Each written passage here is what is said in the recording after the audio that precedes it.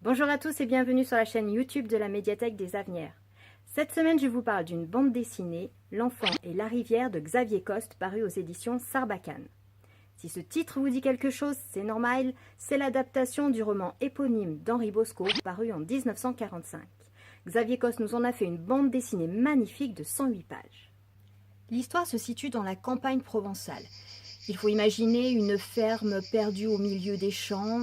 Il y a des vignes, des allées de cyprès, une colline là tout au fond. Vous voyez un peu quoi, le genre de paysage qui sent bon, la lavande, l'huile d'olive.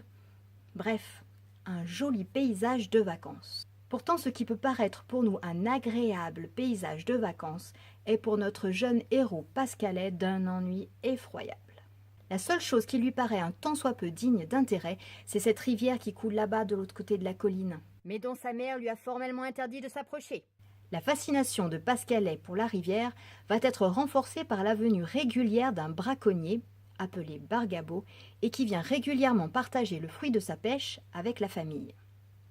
Cet homme inspire à la fois fascination et terreur au jeune Pascalet.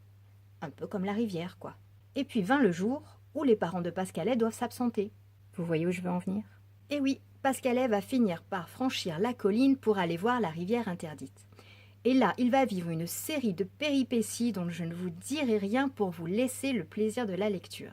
Tout ce que je peux vous dire, c'est que le récit va plonger dans une série un peu d'aventure et d'onirisme savamment dosé. Le texte d'Henri Bosco, retranscrit sans modification, est magnifiquement mis en image par Xavier Coste. L'ennui du jeune garçon, son besoin d'amitié, sa soif d'aventure se retrouvent parfaitement illustrés. La mise en couleur des vignettes est remarquable, on se croirait à chaque fois plongé dans un tableau.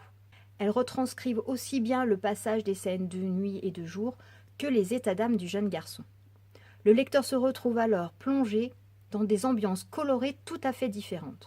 Alors même si certains éléments de l'intrigue sont un petit peu datés, Xavier Coste a su rendre l'histoire à la fois universelle et atemporelle.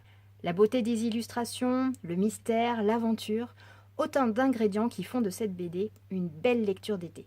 Bon allez, je vais aller faire une petite partie de pêche moi. Si cette BD vous intéresse, je vous donne rendez-vous sur notre catalogue en ligne pour la réserver à l'adresse acv.bibenligne.fr et moi je vous dis à très bientôt pour une nouvelle vidéo. Bye bye.